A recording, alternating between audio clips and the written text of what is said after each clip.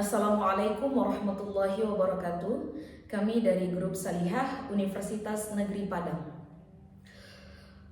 Assalamualaikum warahmatullahi wabarakatuh.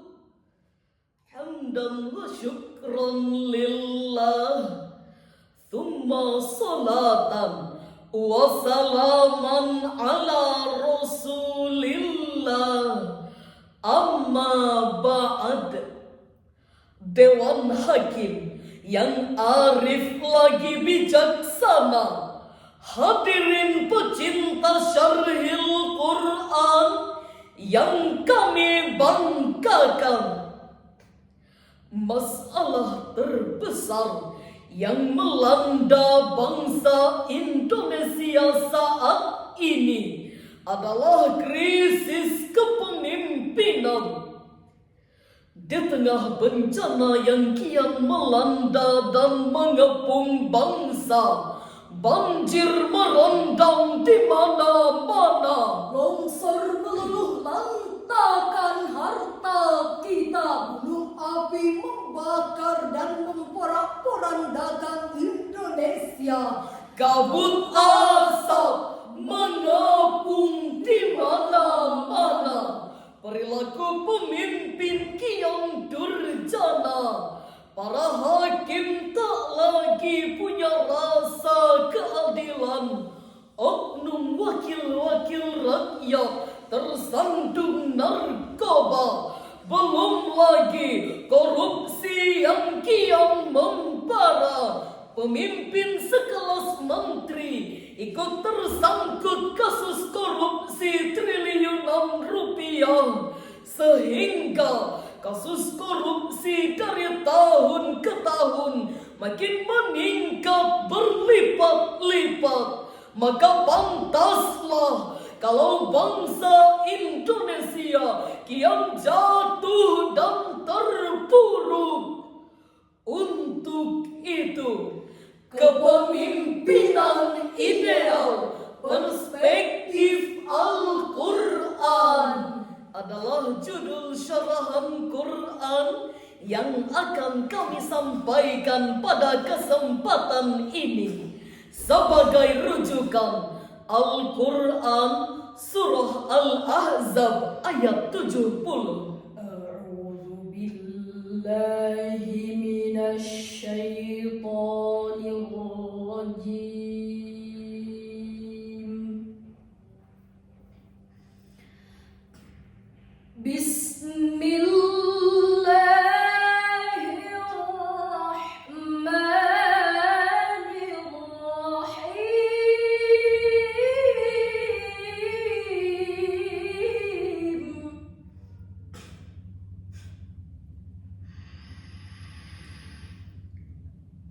Ya ayyuhalladzina amanu taqullaha wa qulu qawlan sadida.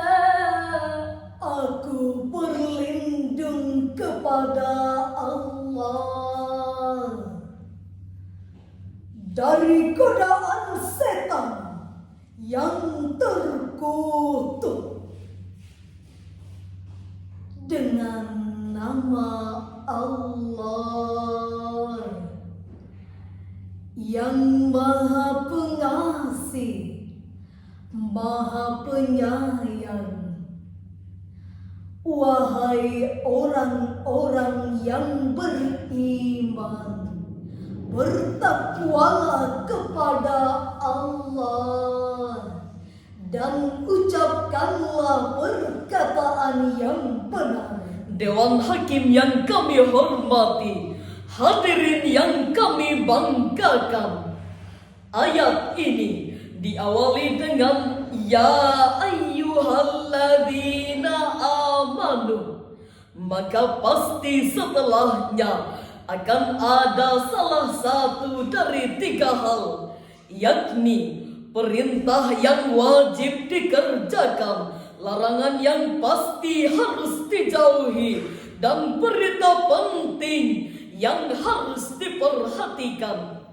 Kata wa qulu qawlan sadida, menurut Syekh Ibnu Katsir dalam tafsir Al-Qur'anil Azim, adalah perkataan yang benar, yang jujur dan tidak menyimpang.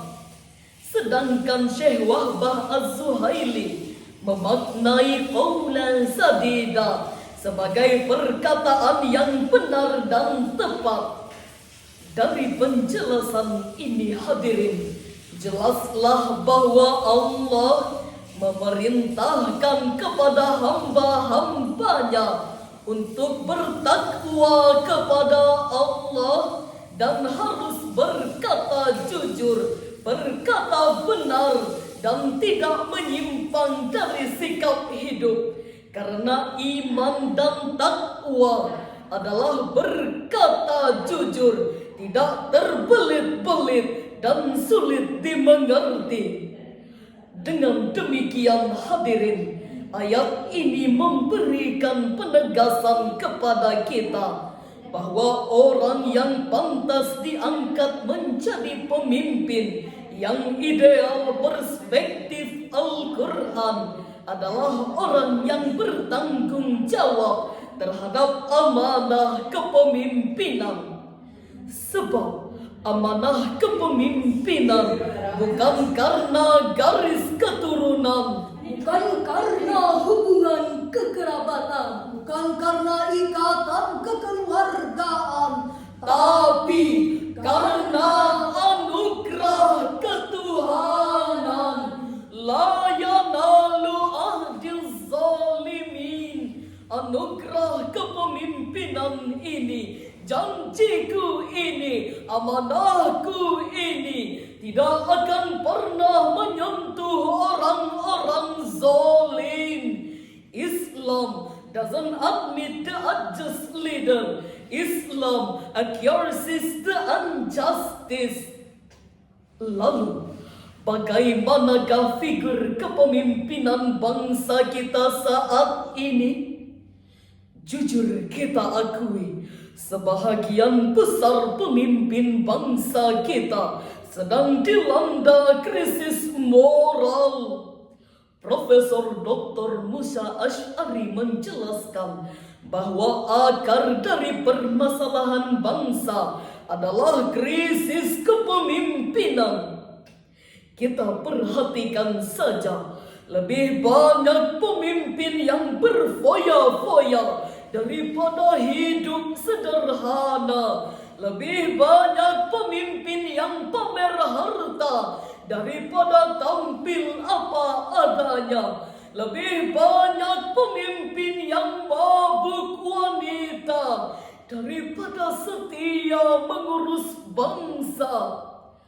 Masih segar dalam ingatan kita ketika KPK menyita 271 triliun dari rumah seorang politisi.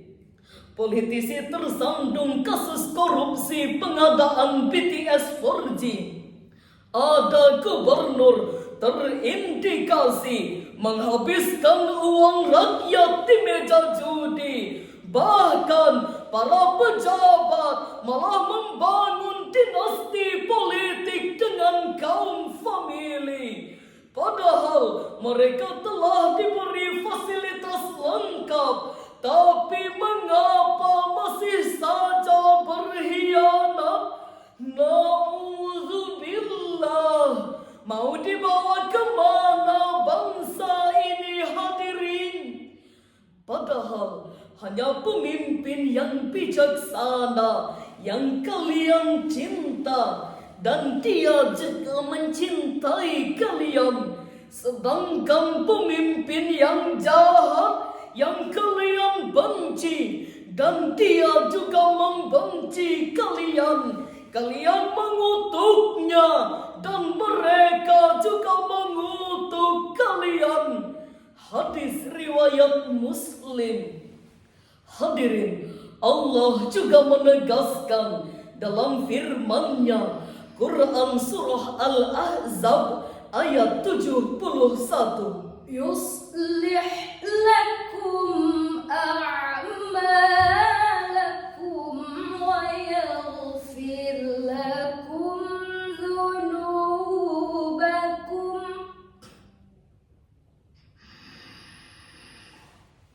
ومن يطع الله ورسوله فقد فاز فوزا عظيما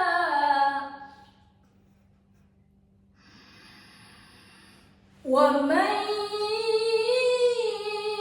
يطع الله ورسوله فقد فاز فوزا عظيما صدق الله العظيم. Niscaya Allah akan memperbaiki amal-amalmu dan mengampuni dosa-dosamu.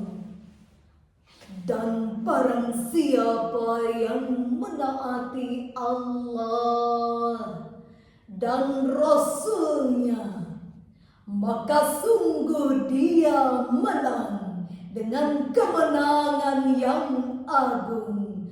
Maha benar Allah dengan segala firman-Nya.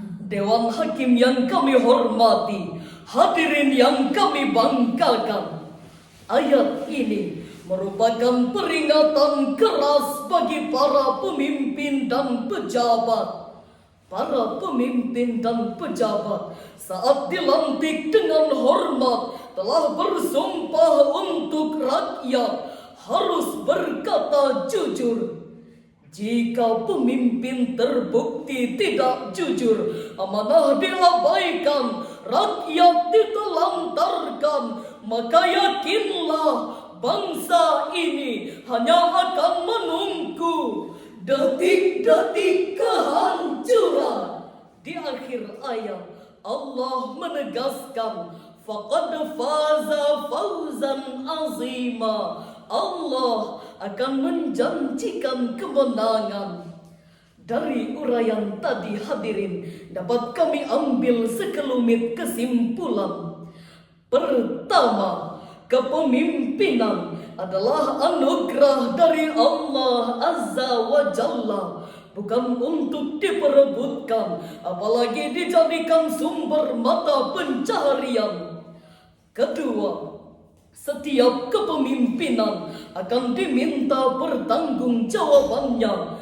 Jika dijadikan sebagai ajang untuk berfoya-foya, apalagi menindas rakyat tak berdosa, maka tunggulah azab Allah Azza wa Jalla. Ketiga, untuk menjadi pemimpin yang dicinta harus